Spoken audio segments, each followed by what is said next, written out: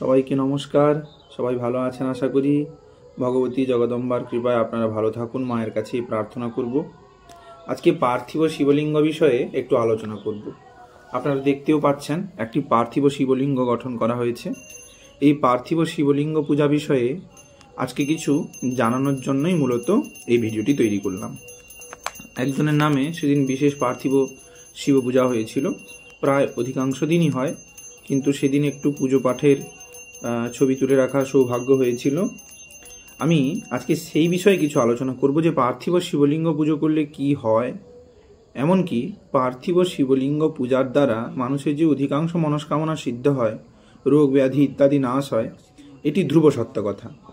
আজকে শাস্ত্র মতে কীভাবে পার্থিব শিবলিঙ্গ পুজো করতে হয় এবং কি করলে কি হয় সেই বিষয়গুলি আজকে আলোচনা করব। এমনিতেই শিব পূজার বিধান শাস্ত্রে আছে, যে কোনো গ্রহদোষ ইত্যাদি শান্তার্থের জন্য শিব পূজা, বিশেষত পার্থিব শিব পূজা খুব শাস্ত্রসম্মত। পার্থিব কথার অর্থ হচ্ছে পৃথিবী জাত, পৃথিবী থেকে যেটি জাত তাকেই পার্থিব বলা হয়। সমস্ত কিছুই পৃথিবী জাত, প্রকৃতি জাত, কিন্তু এখানে পার্থিব শব্দের অর্থ বুঝতে হবে মৃত্তিকা সংঘটিত মূর্তি, প্রস্তর আদি মূর্তি নয়। কেমন? এই যে পার্থিব শিবলিঙ্গ পূজা, এই শিবলিঙ্গ পার্থিব পূজার একটি বিধান শাস্ত্রকার কিন্তু দিয়েছেন। সেই বিধানটি হচ্ছে, প্রথমে বলা হচ্ছে যে শিবলিঙ্গটা যে নির্মাণ করতে হবে, এই শিবলিঙ্গ নির্মাণের মৃত্তিকা যেটি হবে, অর্থাৎ যে মৃত্তিকার দ্বারা আমরা এই শিবলিঙ্গটি নির্মাণ করব, সেই মৃত্তিকার কতকগুলি ভেদ বলা হয়েছে এবং কোত্থেকে মৃত্তিকা নিতে হবে সেই সম্বন্ধেও কিন্তু শাস্ত্রে বলা হচ্ছে। মৃত্তিকা 4 প্রকার। কি কি বলছেন না, চতুর্ধা পার্থিবং লিঙ্গং মৃৎস্না ভেদেন পার্বতী শুক্লং রক্তং তথা পীতং কৃষ্ণঞ্চ পরমেশ্বরী। শুক্লস্তু ব্রাহ্মণে ষষ্ঠম ক্ষত্রিয়ে রক্তমিষ্যতে হরিতম বৈশ্যজাতি তো কৃষ্ণং শূদ্রম প্রকীর্তিতম। অর্থাৎ কি না, লিঙ্গ 4 প্রকার বলা হলো, শুক্ল, রক্ত, পীত এবং কৃষ্ণ, চতুর্বর্ণভেদে 4 প্রকার লিঙ্গ মৃত্তিকার কথা বলা হলো, বা লিঙ্গের যে রং কেমন হবে সেটি বলা হলো। এইবারে লিঙ্গ শব্দের একটি ব্যুৎপত্তি শাস্ত্র খুব সুন্দরভাবে দিয়েছেন। সেটি কি না, সেটি হচ্ছে আকাশং লিঙ্গমিত্যাহু পৃথিবী তস্য পীঠিকা আলয় সর্বদেবানাম লয়ান লিঙ্গং মুচ্যতে। অর্থাৎ কি না, লিঙ্গ শব্দের অর্থ হচ্ছে আকাশ, পৃথিবী, সেই যে আমরা গৌরীপট্ট দেখতে পাই সেটি হচ্ছে পৃথিবী প্রকৃতপক্ষে। আলয় সর্বদেবানাম, সমস্ত দেবতা যেখানে বাস করেন তাকেই লিঙ্গ শব্দের দ্বারা অভিহিত করা হয়েছে। এইবারে এই যে লিঙ্গ, এই লিঙ্গ নির্মাণের যে মৃত্তিকা, কোত্থেকে মৃত্তিকা নেওয়া হবে না, শিব মৃত্তিকা স্থানও কিন্তু শাস্ত্রে বলা হয়েছে।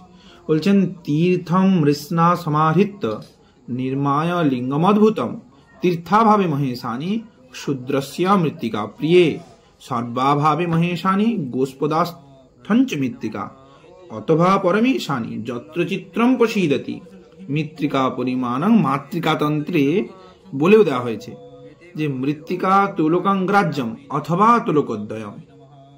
কি বললেন না, এই যে মৃত্তিকা, এটি যদি তীর্থ মৃত্তিকা দিয়ে যদি শিবলিঙ্গ নির্মাণ করা হয় তাহলে খুব ভালো। আবার যদি কেউ শিবলিঙ্গ নির্মাণ করতে তীর্থ মৃত্তিকা না পান তাহলে কোত্থেকে নিতে হবে না, এই বিষয়ে কিছু মতান্তর থাকলেও শাস্ত্র যেটা বলছেন যে প্রকৃতপক্ষে তীর্থ না হলে গোষ্পদ মৃত্তিকা, যদি কিছু না পাওয়া যায় তাহলে মন যেখানে প্রসন্নতা প্রাপ্ত হয় এমন স্থানের মৃত্তিকা দিয়ে শিবলিঙ্গ নির্মাণ করতে হবে। অর্থাৎ কিনা যত্র চিত্তম প্রসীদতি, অর্থাৎ চিত্তের যেখানে প্রসন্নতা জন্মায় সেই স্থান থেকেই কিন্তু মৃত্তিকা আহরণ করে শিবলিঙ্গ নির্মাণ করতে হবে। এখন এই যে শিবলিঙ্গ নির্মাণ করব, কতটা মাটি নেব সেই বিষয়ে কি বললেন না, মাতৃকাভেদ তন্ত্র বলছেন যে মৃত্তিকা তোলকং গ্রাহ্য অথবা তোলকোদ্বয়ম ত্রিসূত্রস্য প্রমাণেন গঠনং কারয়েদ বুধ অঙ্গুষ্ট পর্বমানস্তু কৃত্বা লিঙ্গম প্রপূজয়েত। অর্থাৎ কি না, 1 তোলা কিংবা 2 তোলা মাটি নিয়ে শিবলিঙ্গ নির্মাণ করতে হবে। আমরা এরকম করি এবং দেখেছি, বিশেষ করে আমাদের পণ্ডিত মশাইদের, তারাও এরকম করেন। 1 তোলা 2 তোলা মাটি মেপে নিয়ে সেই রকম আকারে লিঙ্গ নির্মাণ করেন। আবার লিঙ্গের কতটা পরিমাণ হবে না, সেক্ষেত্রেও বলা হয়েছে যে অঙ্গুষ্ঠ প্রমাণেন, অঙ্গুষ্ঠ পর্বমানস্তু, 1 অঙ্গুষ্ঠ প্রমাণ লিঙ্গ নির্মাণ হবে, এর বেশিও নয় এর কমও নয়। আবার অনেকে বলছেন অঙ্গুষ্ঠের মধ্যপর্ব পর্যন্ত লিঙ্গ নির্মাণ শ্রেষ্ঠ। যাই হোক, আমাদের মনে রাখতে হবে পুরো শিবলিঙ্গটা অঙ্গুষ্ঠ প্রমাণ হবে এবং অঙ্গুষ্ঠের মধ্যপর্ব হলে আরো ভালো। এবারে উত্তম, মধ্যম, অধম ত্রিবিধ লিঙ্গের কথা শাস্ত্রে বলা হয়েছে, লিঙ্গ বেদির কথা বলা হয়েছে। হ্যাঁ, এই লিঙ্গ এবং লিঙ্গ বেদিতে কিন্তু প্রকৃতপক্ষে হর পার্বতীর পূজাটি বিধেয়। আবার পার্থিব লিঙ্গ কেমন ভাবে নির্মাণ করতে বলছেন, পার্থিব লিঙ্গ বৃহল্লিঙ্গার্চন তন্ত্রে বলা হচ্ছে লিঙ্গ ছিদ্রে মহেশানি মহাবন্যী প্রজায়তে, অতএব মহেশানি বজ্রং দদ্যাৎ শিবোপরি, সবজ্রে গঠয়েদ দেবী সবজ্রে স্থাপনং চরেত, সবজ্রে স্নাপয়িত্বা চ ততো বজ্রম পরিত্যজেত। নির্মায় পার্থিবং লিঙ্গং বজ্রহীনং যজেদ যদি, বৃথা তস্য ভবেৎ পূজা গন্ধর্বৈ পূজিতং যতঃ।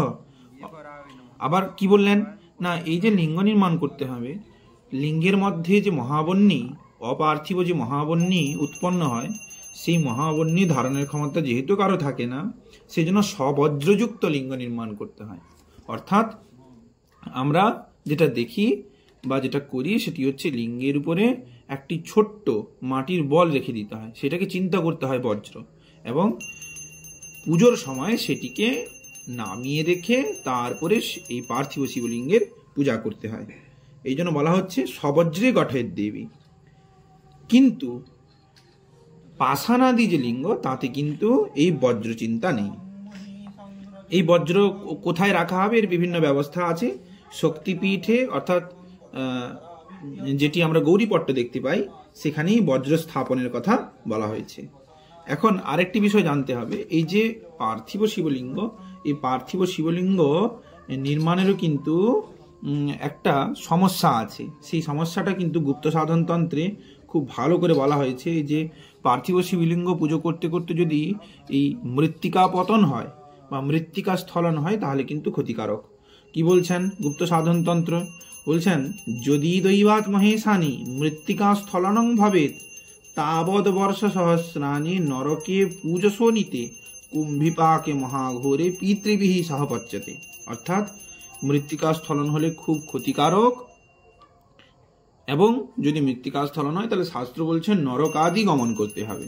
যাই হোক, চেষ্টা করতে হবে খুব শক্তভাবে লিঙ্গটি তৈরি করার, খুব নিষ্ঠার সঙ্গে লিঙ্গটি তৈরি করার, যাতে লিঙ্গটির মৃত্তিকা স্থলন না হয়। এইবারে লিঙ্গের যে পার্থিব শিবলিঙ্গ যে নির্মাণ, সেই বিষয়ে কিন্তু শাস্ত্র খুব সুন্দর কথা বলছেন, যে মৃত্তিকা সংহরণং ঘট্টম প্রতিষ্ঠা আবাহনমেব চ স্নাপনং পূজনং চৈব বিসর্জনম মতঃপরম। সূত্রটাও বলে দিলেন কি করতে হবে না, প্রথমে মৃত্তিকা উদ্ধারণ করতে হবে, অর্থাৎ মৃত্তিকা আহরণ করতে হবে।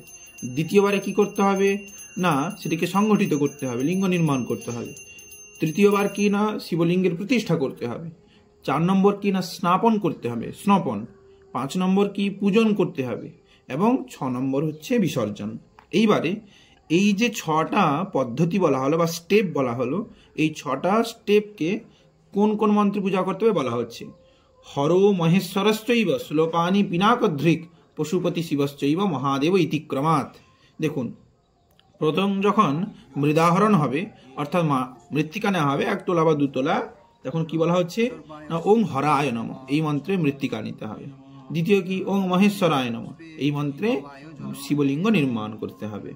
সুলোপানি, সুলোপান ইহা সুপ্রতিষ্ঠিত ভব, এরকম মন্ত্র আছে, এই মন্ত্রের দ্বারা তাকে প্রতিষ্ঠা করতে হবে। পিনাকধৃক, এইভাবে তাকে আবাহন করতে হবে। পশুপতি, এই বলে তাকে স্নান করাতে হবে, পশুপতই নম, যারা যারা করেন তারা জানবেন, পশুপতই নম, এভাবে স্নান করাতে হবে। ওং নমঃ শিবায় কিংবা নমঃ শিবায়, পঞ্চাক্ষরী বা ষড়াক্ষরী মন্ত্রে তার পূজা হবে।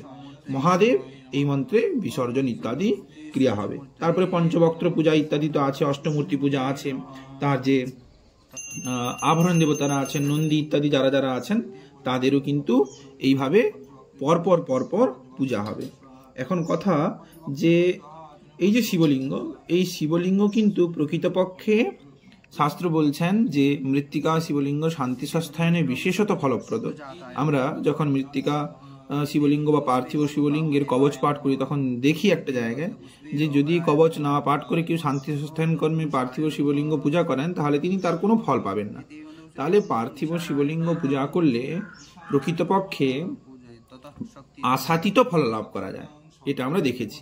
সেই কারণে পার্থিব শিবলিঙ্গে পূজার সকলের অধিকারী, সকলে ব্রাহ্মণ এবং ব্রাহ্মণেতর সমস্ত জাতি কিন্তু পূজার অধিকারী। শিবলিঙ্গ পার্থিব শিবলিঙ্গ স্বয়ং গঠন করে পূজা করার কথা বলা হয়েছে, তবে একটু সাবধান হয়ে বিধিবদ্ধভাবে এবং যাতে মৃত্তিকা স্থলিত না হয় সেই দিকে লক্ষ্য রেখে নিষ্ঠার সহকারে পুজো করলে কিন্তু প্রকৃতপক্ষে আশাতীত ফল লাভ করা যায়। আমরা দেখেছি এবং বহু মানুষের এরকম পূজা করে ফল লাভ হয়েছে তাও দেখেছি।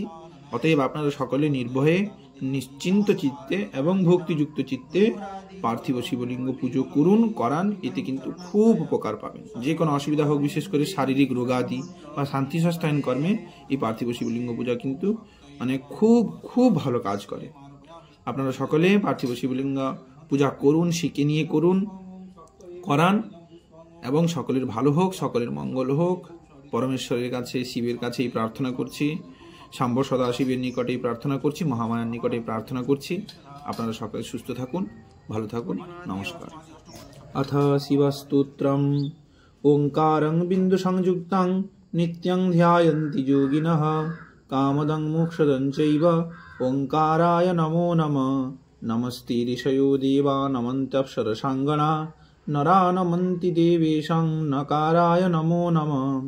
महादेवं महात्मानं महाध्यानं परायण महापापहरं देवं मकाराय नमो नमः।